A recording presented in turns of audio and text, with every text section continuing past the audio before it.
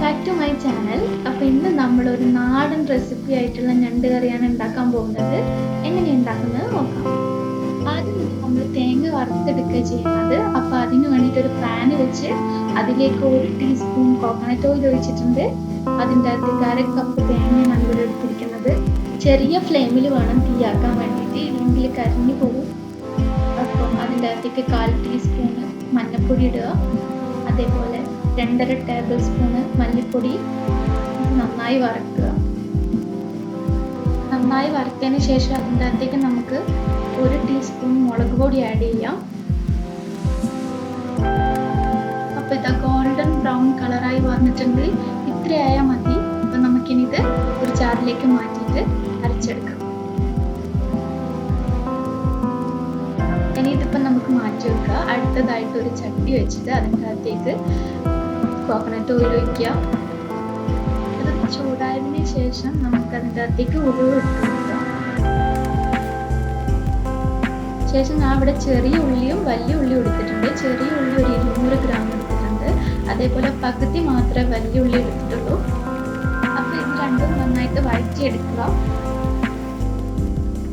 ഇനി ഇതിലേക്ക് നമുക്ക് പച്ചമുളക് ആഡ് ചെയ്യാൻ ഒരു 3 പച്ചമുളക് എടുത്തിട്ടുണ്ടാകും.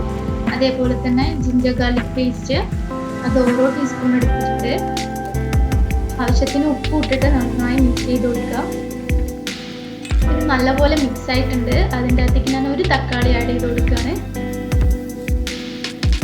തക്കാളി നന്നായിട്ട് ഉടയണം, എന്നാൽ മാത്രമേ അതിൻ്റെ ഒരു ഫ്ലേവർ കിട്ടുള്ളൂ. ഇതിലേക്ക് നമ്മൾ അരച്ച് വെച്ച അരവ് ഒഴിച്ചു കൊടുക്കുകയാണ്. ഇനി എല്ലാം കൂടി നന്നായിട്ട് മിക്സ് ചെയ്യുക. അരച്ച ജാറിലേക്ക് തന്നെ ഞാൻ ഒരു 1/2 ഗ്ലാസ് വെള്ളം ഒഴിച്ചു കൊടുക്കുന്നുണ്ട്. അപ്പോൾ അതും കൂടി ഇതിലേക്ക് മിക്സ് ചെയ്ത് കൊടുക്കുക. ഞാൻ ഇതിലേക്ക് 1 ടീസ്പൂൺ കൂടി മുളക് പൊടി ഇടുന്നുണ്ട്. അപ്പം നമുക്ക് മിക്സ് ആക്കി കൊടുക്കുക. എന്നിട്ട് ആവശ്യത്തിന് ഉപ്പ് കൂടി ആഡ് ചെയ്ത് കൊടുക്കുക ഇതിൻ്റെ അകത്തേക്ക്.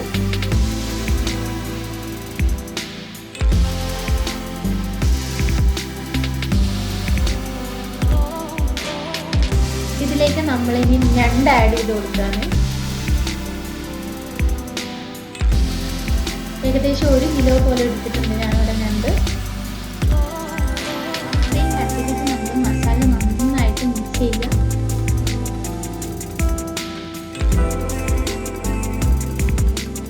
ഒരു ലോ ഫ്ലെയിമിൽ ഇട്ടിട്ട് ഒരു 5 മിനിറ്റത്തോളം നമുക്ക് ഞണ്ടിനെ വേവിച്ചെടുക്കണം. കാരണം ഞണ്ടിൻ്റെ വെള്ളമൊക്കെ ഇറങ്ങി വന്നാലാണ് ഇതിന് കുറച്ചുകൂടി ടേസ്റ്റ് കിട്ടുള്ളൂ.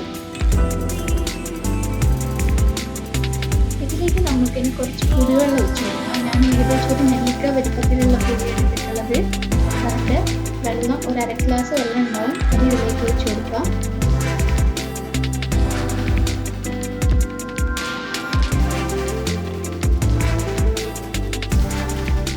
ഇതിലേക്ക് നമ്മൾ കറിവേപ്പില ഇട്ട് കൊടുക്കാണ്.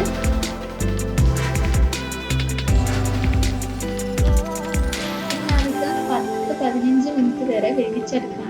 ലോ ഫ്ലെയിമിൽ ഇട്ടിട്ട് വേവിച്ചാൽ മതിയാവും. നിങ്ങൾക്ക് ഗ്രേവി കൂടുതൽ വേണമെന്നുണ്ടെങ്കിൽ കുറച്ചുകൂടി വെള്ളം ഒഴിച്ചു കൊടുക്കാം. ഞാനിവിടെ ഒരു തിക്ക് ഗ്രേവിയാണ് ഉണ്ടാക്കിയിരിക്കുന്നത്. അപ്പോൾ ഇതാ നമ്മളെ നാടൻ ഞണ്ട് കറി ഇവിടെ റെഡി ആയിട്ടുണ്ട്. വളരെ ഈസി ആയിട്ടുള്ള ഒരു റെസിപ്പിയാണ്. അപ്പോൾ എല്ലാവരും വീട്ടിൽ ട്രൈ ചെയ്ത് നോക്കാം.